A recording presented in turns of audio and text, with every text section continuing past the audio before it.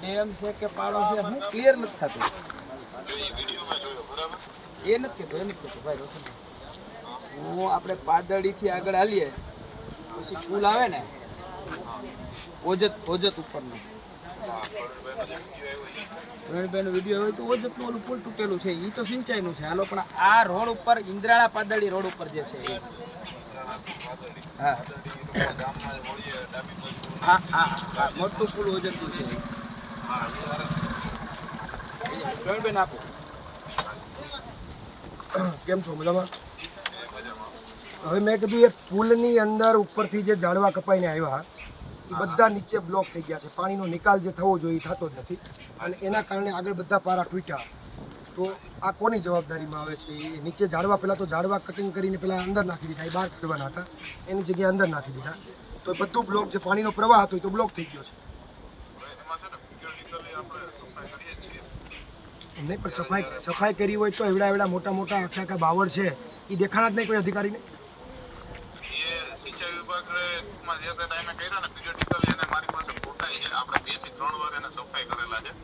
અને એ કેવું છે જે આવે ને આપણે એનું રૂટીન ગોઠવેલું છે કે ઉપરથી પેલા આપણે સરોવરથી સફાઈ કરી મટિયાણા સરોવર વાળા પુલથી, પછી ત્યાંથી આપણે અહીંયા આપણે આંબલિયા બાલાગામ વાળા પુલથી કરીએ, પછી એક ડાઉન સ્ટ્રીમમાં કરતા જઈએ છીએ અને આનું પણ આયોજન કરીને આને સફાઈ કરશું જ આપણે. એમને કહી દે તો વરસાદ માની લો કે ફૂટ ફૂટી ગયા, ધોવાણ થઈ ગયું, હવે પછી તમે કરો તો પછી તો હું ખેડૂતોને લેવાનું? હા આખા મોટા બાવડું ફાઈ જાય અને જો એ સફાઈમાં ન દેખાય બરાબર અને સફાઈ માની લો કે એમને ચોમાસું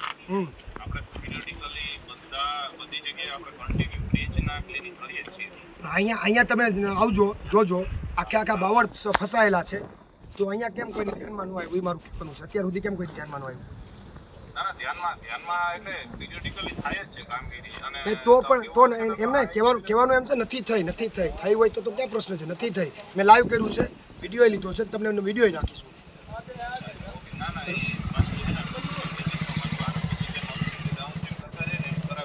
ના પણ એ બધું આ વસ્તુ એવી છે કે તો ચોમાસા પહેલા પ્રી મોન્સૂનમાં કરી લેવું પડે. અહીંયા બ્રિજ તૂટેલો છે બરોબર, એક આખો ગાળો તૂટેલો છે તો કોઈ ખાપકી જાય ને કોઈક માની લો કે બ્રિજમાં એક બાજુનો ગાળો જે છે એક ગાળો તૂટેલો છે તો ખાપકી જાય ને કોઈ ઉલટી જાય પછી આમાં બધું કરાવીએ થાય. હા રેલિંગ તૂટ્યું છે.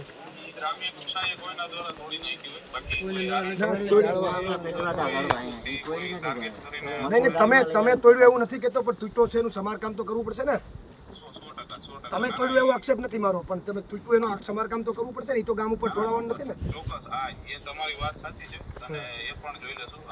બીજું હું તમને કહું આ આગળ જે ઓલો પુલ તૂટ્યો બે નાનો પુલ છે લોકોને અવર જવર ખેડૂતો માટેનો 2 વર્ષ પહેલા તૂટ્યો, હજી કોઈ ત્યાં ગયું નથી લાઈવ વાળું. એમાં ઓલા લોકો ટાયર ઉપરથી જાય છે એ કોના?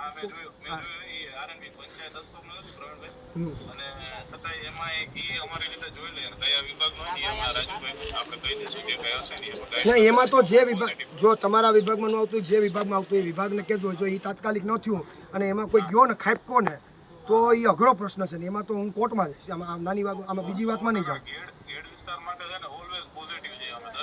આમ પોઝિટિવથી વડીલ કાંઈ નથી થવાનું, ગ્રાઉન્ડ ઉપર કામ થવું જોઈએ મારું એટલું કહેવાનું છે. ગ્રાઉન્ડ ઉપર 100% તમે રાજુભાઈને પૂછી શકો છો અને રાજુભાઈનો એક દરેક ફોન હોય ને કોઈ પણ રાજુભાઈ કે કોઈ પણ સામાન્ય માણસનો દરેક વસ્તુ આમાં તાત્કાલિક આ બંને વસ્તુ તમારા ધ્યાનમાં દોરું છું. તાત્કાલિક આમાં અહીંયા આવી અને જોડાવ કાપ્યા એ ઝાડવા કાપ્યા હોય તો ઝાડવા નદીમાંથી કાપીને બહાર કાઢી લેવા પડે. ઝાડવા નદી સાફ કરવાનો મકસદ શું હતો કે પાણીનો પ્રવાહ વધે, પાણીને જગ્યા મળે જવા માટે. તો એમણે શું કર્યું? ઝાડવા કાપી આગળ થોડા ઘણી જગ્યાએ ઝાડવા કાપ્યા, એ ઝાડવા કાપીને એની ડાળીઓ ડાકરી બધું જે હતું એ નદીમાં નાખી દીધું. હવે એ આગળ બધું પાણીમાં પ્રવાહમાં તણાય અને આવા પુલ જ્યાં પાણીનો નિકાલ હતો ત્યાં આવીને અટકી ગયા. એટલે પાણી જે છે એ નિકાલ થવો જોઈએ, નિકાલ ન થયો અને એના કારણે પારા તૂટ્યા. હું આપને બતાવીશ કે ઝાડવા જ્યારે કાપ્યા એ ઝાડવા બધા જુઓ ક્યાં આવીને અટકી ગયા છે. આ જુઓ અહીંથી પાણીનો નિકાલ છે, આ ઝાડવા કાપીને એને નદીમાં નાખી દીધા. એ ઝાડવા એને બહાર કાઢી લેવા જોઈએ તથા બહાર ન કાઢ્યા એને નદીમાં નાખી દીધા. એના કારણે આખો આ પાણીમાં અવરોધ ઊભો થયો અને એના કારણે પાણીનું પ્રેશર ઊભું થયું અને પારા ધોવાણા ખેડૂતોને નુકસાની થઈ. આ માનવ સર્જિત પૂર છે, અધિકારીઓની બેદરકારીના કારણે આવેલું પૂર છે અને ખેડૂતોને થયેલું નુકસાન છે. આભાર. પ્રવીણ રામ, પ્રદેશ મંડળ અધ્યક્ષ, આમ આદમી પાર્ટી.